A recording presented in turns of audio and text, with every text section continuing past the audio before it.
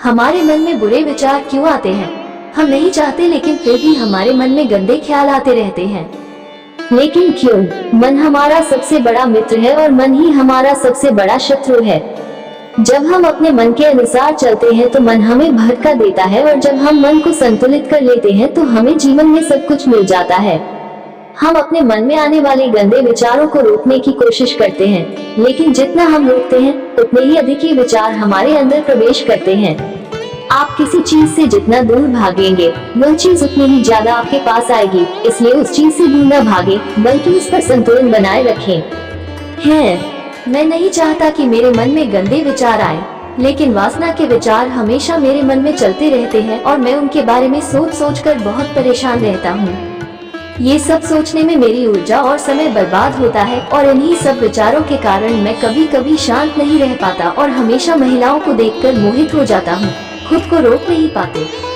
बुद्ध मुस्कुराए और उन्होंने उस युवक से पूछा, क्या तुम जानते हो कि यह वासना क्या है? तब लड़के ने जवाब दिया और कहा, बुद्ध मुझे नहीं पता वासना क्या है, लेकिन हाँ जो भी है ये बहुत बुरी बात है। तब बुद्ध ने उस युवक से कहा, सबसे पहले तुम्हें ये समझना होगा कि जो कुछ भी हमारे अंदर स्वाभाविक रूप से है वो बुरा नहीं है। इसकी हमारे जीवन में किसी न किसी रूप में आवश्यकता पड़ती है। वासना कोई बुरी चीज नहीं है, ये हमारे मन की एक भावना है जो हमें किसी न किसी चीज की कमी का एहसास कराती है, और फिर हम उस चीज को पाने के लिए उस चीज की ओर आकर्षित हो जाते हैं। जैसे अगर आपके पास पैसे की कमी है तो आपके मन में पैसे पाने की इच्छा होती है, वासना जगेगी। इसका मतलब यह नहीं है कि वासना बुरी है, बल्कि यह हमारे मन की एक तरह की जरूरत का एहसास है, और जब ये जरूरत शारीरिक होती है तो हम इसे काम वासना कहते हैं। युवक ने गौतम बुद्ध से कहा, बुद्ध मैं वासना का अर्थ तो समझ गया, लेकिन आप ही बताइए कि यह कहाँ से आती है और कैसे आती है? गौतम बुद्ध ने कहा कि वासना कहीं से नहीं आती, ये हमारे अंदर ही है और इसका होना जरूरी है, तभी मानव जाति का विस्तार होगा। युवक ने कहा, जब ये हमारे अंदर है और जरूरी भी है तो लोग इसे गलत क्यों कहते हैं? बुद्ध ने कहा, यही समस्या है, लोगों ने वासना के बारे में गलत सोच रखी है। वे इसे छुपाने और दबाने की कोशिश करते हैं। वासना गलत नहीं है, लेकिन वासना का गलत तरीके से उपयोग करना गलत है। लोग जो पसंद करते हैं उसके लिए जीना शुरू कर देते हैं और हर समय उसी के बारे में सोचते रहते हैं, लेकिन ये सब गलत है। बुद्ध ने युवक से कहा, क्या तुम्हें पता है कि जानवर भी सेक्स करते हैं? युवक ने उत्तर दिया, हाँ बुद्ध, जानवरों में भी वासना होती है, क्योंकि जानवर भी अपनी पीढ़ी को आगे ले जाएंगे। बुद्ध ने कहा, तो फिर हम जानवरों की वासना को गलत क्यों नहीं कहते? युवक ने कहा, मैं नहीं जानता, महात्मा आप ही बताएं।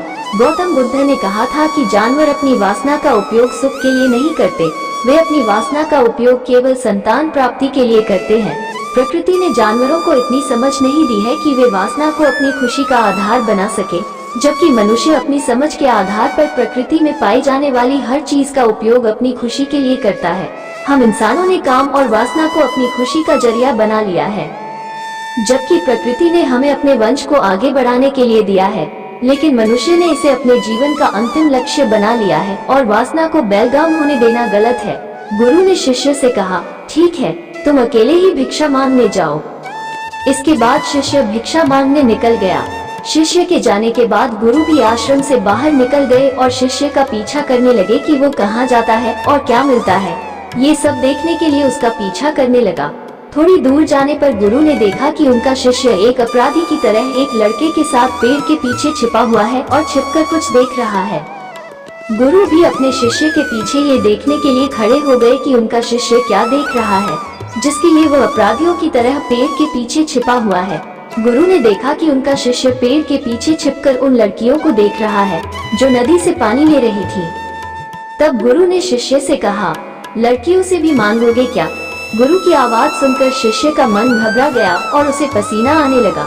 वो ऐसे कांप रहा था जैसे किसी चोर को पकड़ते समय उसने रंगे हाथ पकड़ लिया हो। उनकी हालत खराब हो गई, वो कुछ भी बोलने में असमर्थ था। शिष्य के साथ जो लड़का था वो भाग गया, जिससे शिष्य और भी घबरा गया। उसके मुंह से केवल कुछ टूटे फूटे शब्द ही निकल रहे थे। वो अपने अध्यापक से आंख मिलाने का भी साहस नहीं कर पाता था। गुरु ने शिष्य की ओर देखकर कहा, मेरा शिष्य निडर है, वो किसी चीज से नहीं डरता, लेकिन ये क्या है? तुम डर के मारे कहाँ रह रहे हो? शिष्य ने गुरु से कहा, मुझे माफ कर दीजिए, इसमें मेरी कोई गलती नहीं है। उस आदमी ने मुझे धोखा दिया, लेकिन मैं तुमसे वादा करता हूँ कि आज के बाद मैं ऐसा दोबारा कभी नहीं करूँगा। क्षमा चाहता हूँ। गुरुदेव ने कहा कि कोई बात नहीं, लेकिन तुम्हें ये ध्यान रखना चाहिए कि हम जैसी संगति करते हैं हमें वैसा ही फल मिलता है। जैसे जैसे हम संगति करते हैं उनके विचार हम में प्रवेश करते हैं, इसलिए अच्छी संगति रखिए ताकि अच्छे विचार आप में प्रवेश करें। फिर गुरु और शिष्य आश्रम लौट आए और फिर से आश्रम के काम पर ध्यान देने लगे। वो उस रास्ते को छोड़कर दूसरे रास्ते से जाने लगा।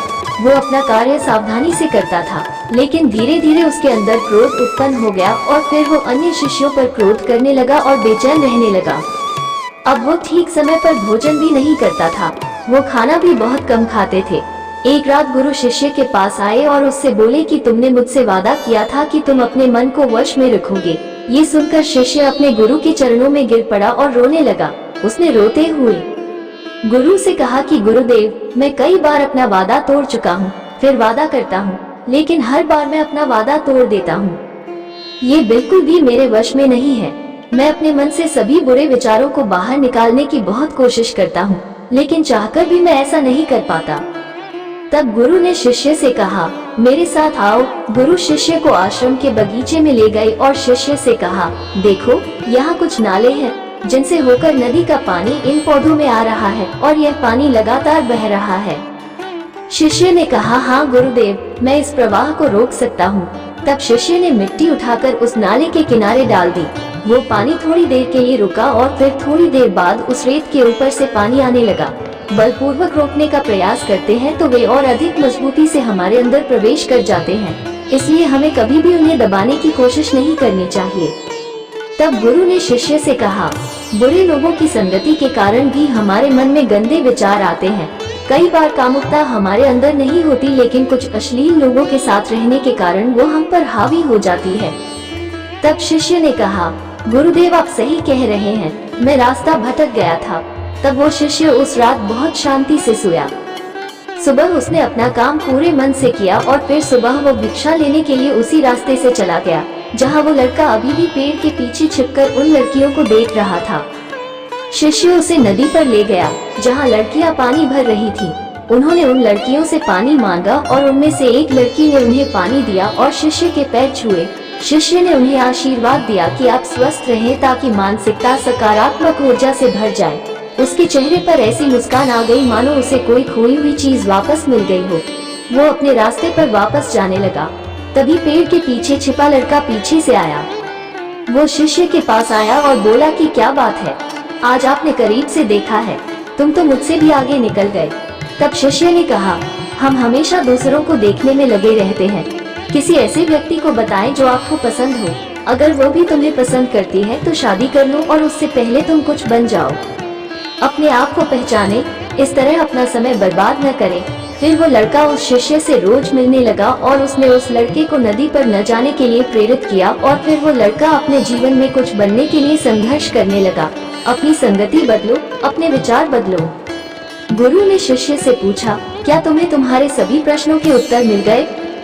तब शिष्य ने कहा, हाँ महात्मा जी धन्यवाद। तब गुरु ने शिष्य से कहा कि जब तुम्हारे मन में गंदे विचार आए तो खुद को दोषी मत मानना। ये शरीर है और यह सब इसने हजारों वर्षों से सीखा है। ये सिर्फ आपके सोचने या शपथ लेने से टूटने वाला नहीं है, बल्कि आपके पास वो शक्ति है, वो ऊर्जा है जिसका आपको संतुलन में उपयोग करना है। आप एक जीवित ऊर्जा है जो कुछ भी अनुभव करने के लिए स्वतंत्र है, इसलिए आप स्वयं को जानते हैं। इस कहानी से हमें ये सीख मिलती है कि हमारे विचार बहुत महत्वपूर्ण है। हमारे विचार ही हमारे भविष्य की दिशा तय करते हैं। हमें अपने मन में पूरी ताकत से सकारात्मक विचारों को अपनाना चाहिए ताकि हम सही दिशा में आगे बढ़ सकें।